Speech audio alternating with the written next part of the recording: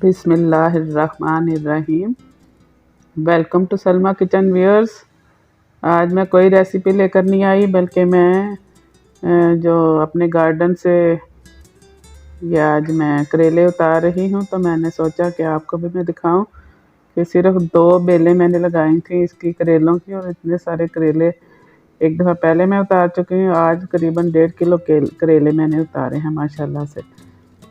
तो दिखाने का मकसद ये है कि आप भी जब सीज़न आता है किसी भी सब्ज़ी का, तो आप चाहे ना भी जगह हो तो आप बड़े से गमले में ना एक आध बेल लगा लें, तो उससे काफ़ी सारी सब्ज़ी जो है हासिल हो जाती है।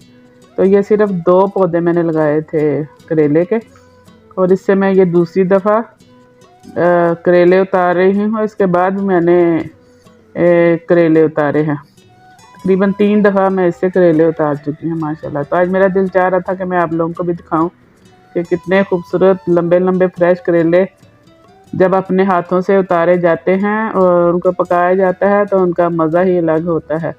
तो माशाल्लाह से बहुत ही मज़ेदार सब्ज़ी लगी हुई है मेरे गार्डन में। ये ग्रेप्स लगे हुए हैं माशाल्लाह से, ये भी ग्रेप्स लदे हुए हैं मेरे पौधे को माशाल्लाह से। इसका भी ये दूसरा फल है ग्रेप्स का। तो आप थोड़ी सी जगह को यूटिलाइज़ करते हुए आप बहुत सारे जो है ना फ्रूट और सब्जियां हासिल कर सकते हैं।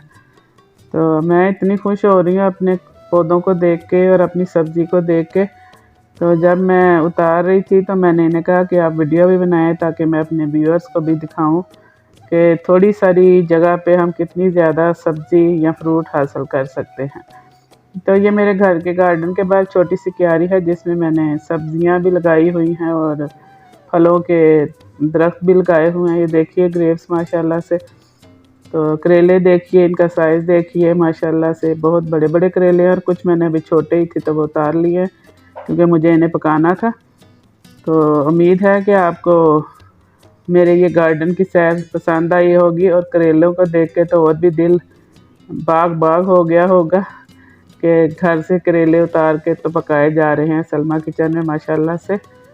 तो आप भी मेरे तजर्बे से कुछ हासिल कीजिए, और इसी तरह अपने घर के गमलों में या गार्डन में थोड़ी बहुत सब्ज़ी भी लगा लिया करें, ताकि फ्रेश सब्ज़ी से एंजॉय किया जा सके। तो उम्मीद है आप भी कुछ ना कुछ नेक्स्ट सीज़न में अपने गमलों में या अपने गार्डन में कोई सब्ज़ी लगाएंगे।